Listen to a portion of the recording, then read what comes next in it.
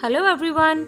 I hope you all have enjoyed your holidays very well and also hope that you all are safe and secure at your home. So today onwards we are going to start our second chapter of your class, that is understanding Windows, in which firstly we are going to discuss about what is Windows and how it works. First of all, I want to ask a question from you children. Tell me, who takes care of all the household jobs at your home? Yes, you have guessed it right. Your parents look after all the household works in such a manner that you do not have to worry about them. It is because they run the house with the proper system. Suppose your parents are away and you have to manage the house. You will surely find it difficult to manage the daily chores of a house and will find yourself in a mess. In the same way, a computer has a special set of programs which manages all the jobs of a computer and makes it run. This is known as operating system. Let us gain some knowledge. Do you know who is the founder of Microsoft Corporation? Yes, William Bill Henry Gates. He is the founder of Microsoft Corporation who developed the Windows, the world-leading software company. First of all, we need to understand what is Windows. Windows is an operating system. Without it, we even cannot start a computer and work on it. Windows, Mac, Linux, etc. are some of the most important and popular operating systems. Basically, an operating system acts as a link between the user and hardware. This link is called interface. User interface. You have learned that a printer is used to print information on a paper. Can you explain that how do you communicate with a printer attached to your computer? Or how do you instruct to print a document?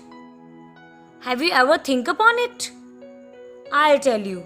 To give instructions for printing a document, you either type some commands, press a set of keys, or click a few buttons. These commands or menus through which a user can communicate with an external device like a printer or a program are called user interface, or simply we can say interface. There are two types of interfaces. First, command line interface, that is generally known as CLI, and second, graphical user interface, that is commonly known as GUI. Now, what is the difference between these two? Let's discuss it. Command line interface, CLI. A command line interface requires a user to type the text-based commands using a keyboard to instruct a computer to take the desired action. Means whatever we want to do in a computer, we have to type a certain type of command for that particular action to be done. So for example, DOS, Disk Operating Systems, works on the command line interface. Graphical User Interface, GUI. A graphical user interface provides picture-oriented way to interact with the hardware and software. This includes menus, toolbars, pictures, windows, icons, buttons, and other controls that enable a user to just make a few clicks to get the work done. It requires the use of a pointing device, like a mouse, in addition to the keyboard. For example, Windows. You have seen that in the Windows desktop screen, there are some icons, some toolbars, start button, or some pictures to select or deselect something. So it is a very easy and efficient way to get our work done. As in the previous command line interfaces, it is very difficult to remember all the type of commands. So that's why we are using nowadays graphical user interfaces. Now let us understand the graphical user interface more deeply in the context of Windows 7. Windows is an operating system developed by Microsoft, world-leading software company, as I've already told you. It provides a GUI interface that makes the interaction between the computer and user very easy. Windows got its name from a glass window, as its interface resembles a glass window through which we can see and have different views. Windows 7 is the most popular version of Windows and was released on October 22, 2009. You can see here in this slide there is an icon which represents the Windows 7. Now, what are the features of Windows 7 that we are using nowadays? First, Windows is attractive. It has colorful pictures and themes. Second, it is easy to use and to operate. Third, it has an improved search tool. Fourth, it allows users to work on many programs at the same time. Means it is a multitasker. After knowing the features of the Windows, let's discuss it more deeply, like what is desktop and its components. When we switch on a computer, Windows starts automatically. The first screen that appears with labeled icons on it is called desktop. Let's discuss the desktop in a more realistic way. So this is the first screen of my computer. Whenever I switch on my computer, the first screen which appears is known as desktop with the labeled icons. Now you have seen some of the icons on the desktop also. Then what are those?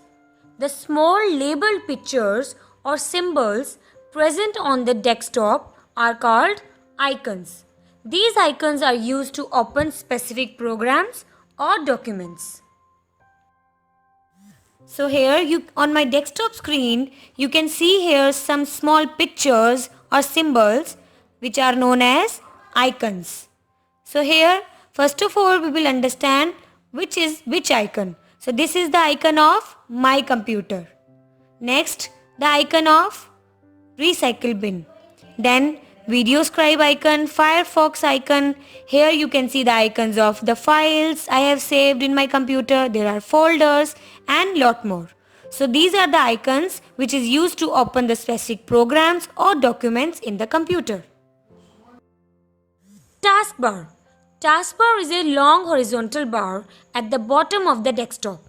It has the start button on the extreme left hand side. The middle section of the bar shows the buttons with labeled for each open application and allows us to quickly switch between them. We can also add or remove items from the taskbar. At the extreme right side, there is Show Desktop button. Click on this button to minimize all the open windows and view the desktop again. So, in this screen you can see at the bottom there is a horizontal bar known as taskbar. At the left hand side you can see here the start button from where you can easily access all the programs. In the middle of the bar you can see here there are the icons or the applications which are currently in use. And also we can add or remove some of the icons from the taskbar. Here this is the notification area in which there are number of icons include. Whereas some of the hidden icons are, this is HD graphics, Bluetooth, audio, some security options, etc. You can also customize these icons. There is a battery icon, now network connectivity and the volume option. Here you can see a calendar and also a clock. At the extreme right hand side there is a Show Desktop button from where you can minimize all the open windows and again access the desktop. Start button. To open a start menu, bring the mouse pointer on the start button and click on it.